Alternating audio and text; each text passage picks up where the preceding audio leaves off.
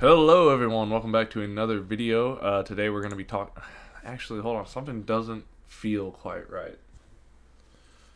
Howdy, partner. Welcome to Outlaws of Thunder Junction. I'm not going to do that voice the entire time. Side note before we start the video, I think there's something wrong with my camera. The lighting is not lighting properly, but maybe my lighting is just terrible, but it feels like no matter what I do, I'm washed out, and maybe I just need to be a better YouTuber. But ignore that for now. But today we're going to be talking about the Outlaws of Thunder Junction Commander decks that just got announced, or spoiled, I guess. I don't really know if they're supposed to be out yet, but we do have the pictures of the decks, the colors that they're in, and the general concept of what these decks might be just off of the text that's on the deck box. So the first one we're going to talk about here is Desert Bloom. So I'm on the MTG wiki right now just because it has all the information together. And then I got some links up here. If you look up here, I'm going to... Well, they just... I don't really know what this website is. Saga Concepts. It looks like it's a Magic or like a card game, board game. It's got Games Workshop, a bunch of other stuff. Never heard of the website. I'm not endorsing them in any way. I'm not saying you should order through them. They just had high definition pictures of the decks that I could zoom in like this on. So that's the only reason I'm using that website. I am not endorsing them. I don't know who they are. I've never used that website for anything, but that's not what we're here to talk about today. Let's talk about these decks. The first one we're going to talk about here is Desert Bloom. It is a green, white, and blue. Let's restart. Desert Bloom is a red, green, and white. Why I say green, white, and blue? That's stupid. Red, green, and white. The main tagline for the deck, right? It says it right here. Discard lands or grow them back. And it's also right here on the deck. Discard lands or grow them back. So that's the character that they're showing, which honestly, one thing I do have to say about all of these decks is the characters look awesome. And I'm a cowboy guy. I love cowboys. I'm from Kansas, so like it's right up my alley, right? The Western theme, like that's what I live for. I got a little bit of something on my cowboy hat. That's here to say. But I especially love this guy. I know that a lot of the characters are like characters from Magic. I don't know who this is. I don't know if we've ever seen him before. Is his name anywhere? No. But I love his little cactus buddy that he's holding right there. He's got him tucked right there. That's just that's a fun, like, I don't know. I like it a lot. But anyway, the tagline for this deck, this one is honestly the most interesting to me, and that's why I'm starting with it. The discard lands and grow them back is very interesting because we've seen discard land stuff before, and I'm thinking of like Borborygmos Enraged. Is that the one that discards lands to deal damage and stuff? So there's already discard land support for red and green specifically. But the grow them back tagline is very interesting. I don't know if they're going for maybe like a Crucible of World Effects, where you can just play the land straight out of the graveyard, or maybe, and I'm just theory crafting here. This is what I want to do today is just, throw out some ideas, see what maybe sounds cool, maybe sticks. Obviously, the deck's already completed and they know the exact card list and stuff, but we don't know as the consumer. So I think it'd be really cool if this was our first instance of like a token land deck. So maybe you're discarding lands and you're not getting that exact land back, but you're getting a token land, or like the token equivalent of a land even. It doesn't even have to be, a specific token land. Or maybe it's token land enchantment, so you're making it's like a wild growth type effect that because you discard a land, you get this land taps for double mana with this enchantment. Because that's a little easier to deal with than just having token lands. Because not everybody runs land destruction, especially in an EDH setting. That's kind of looked down upon. People don't like land destruction. I personally have no issue with it because it's the ramp counter. So, I mean, it's built into the game, right? But seeing some sort of token effect, I think would be very cool here. That's outside of just a regular the regular like discard lands, get some cool effects stuff. I obviously I have no idea what this deck is going to entail, but that I think would be very cool. It also the desert specific word. If you guys remember, what's his name? Hazazon? Hazazon? I don't know. He's this version of him 17 cents. This one is a lot more. But this guy is a desert commander, and look at his colors: red, green, and white. So, we've had desert lands before, specifically in Amonkhet, right? Yeah. Yep.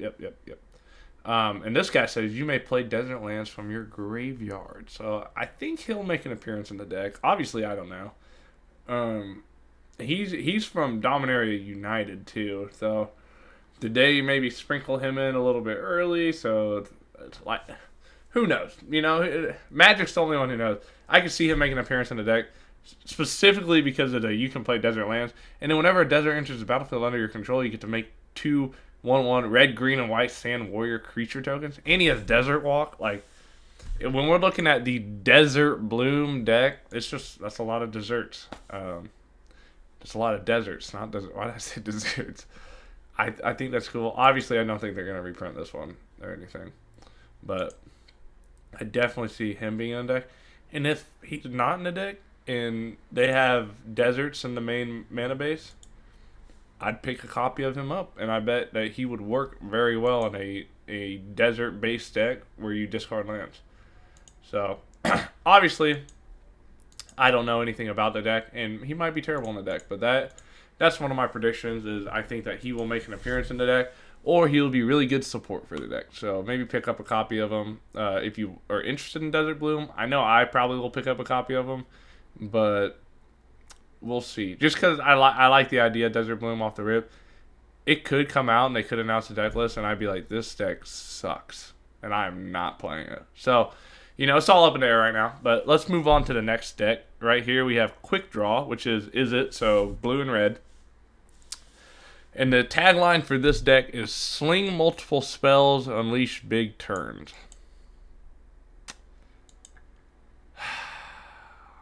To be honest, I'm not excited about this one, and I will explain why. Here's my quick draw. So this is what the deck box looks like. There's a character. I think they have a character name.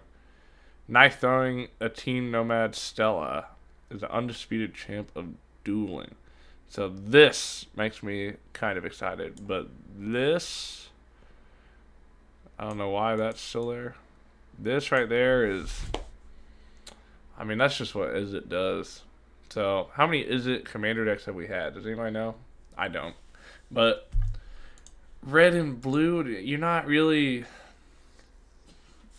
It's not necessarily that you need to reinvent the wheel every commander deck, which, there's nothing wrong with having commander decks that are following the basic color pie principles, and, that's what red and blue does, is it casts a lot of spells quickly. So that part's kind of cool. I would have to see some cool and unique effects in this deck that would make me want to play this over something like, not Niv Mizzix, but, or not Niv Mizzet, but, is it Mizzix? Like this guy. That's not the deck. This one. That is not English. Here we go. This guy. So, like, we've already got an instant sorcery red and blue guy. We've got a million of them at this point. Gerson Starn's another red and blue one. That's really... Gerson Starn. I mean, he's a really popular red and blue commander right now. But he's more of a burn. He's not really a spell slinging guy. There's the Warhammer model. I actually love the Warhammer cards, but, that's a whole different video. That's not for here. I don't know. It just... Casting multiple spells per turn. It's a storm deck. Like, you're just going to use Grape Shot as a win con. Like, I've seen it a million times, Obviously, like, I could be completely wrong, and they could do some awesome red and blue shenanigans that we haven't seen before, or maybe it reinforces some of the standard red and blue stuff that we have right now, but it's got to really do something for me to make me interested in the deck. Right now, it doesn't feel that exciting. So I hope I'm wrong. I hope it's not a boring red and blue regular spell slinging deck, but we will see. Especially when they showcase the actual face commander cards, we'll have a better idea of what the decks are trying to do. So, right, remember this video is all speculation. I could be wrong about anything. I could end up loving the cards. I could end up hating, like Desert Bloom. I could hate Desert Bloom. I could think it's the stupidest deck in the world, right? But I just need more information for Quick Draw, I guess. But we'll go on to the next one. The next one we have here is Most Wanted. It is Mardu, so it's red, white, and black. It says, earn treasures, buy Outlaws. That is a very open-ended subject. Where is it? That's Gearson's song. This one. So it's Olivia Voldaren. So vampires. I don't think it's going to be vampire tribal, obviously. But earn treasure and buy Outlaws. The word that sticks out to me the most is the buy part of buy Outlaws. Because I wonder if it's going to have a kind of maybe an interesting mechanic, unique mechanic, where maybe a certain amount of treasures lets you play this card instead of paying its casting cost. Because if it was just a treasure tribal or treasure synergy deck where you're pumping out as much treasure as you can, and then you're using that mana to cast Outlaws, then I feel like it would say earn treasure, cast Outlaws, or earn treasure and summon Outlaws.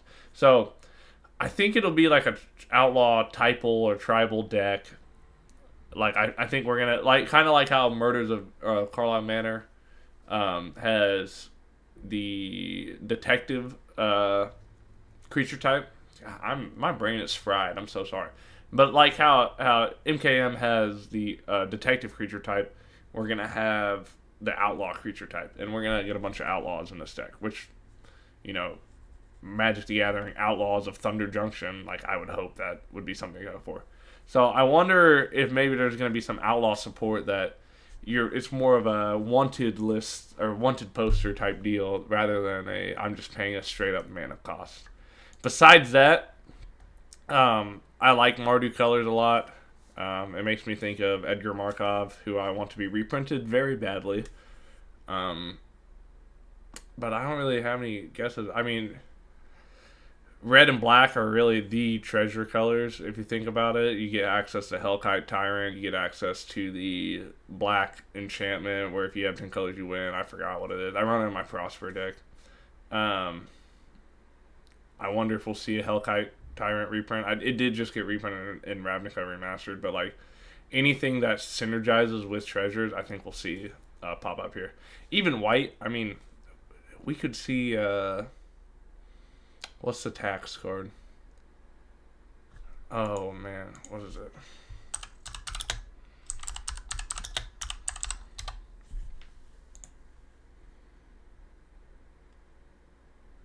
Not land tax. Why can't I remember it? The one that, whenever they cast a spell, Smothering Tide, that's what it is. We could see a Smothering Tide reprint here, because that synergizes very well into that concept.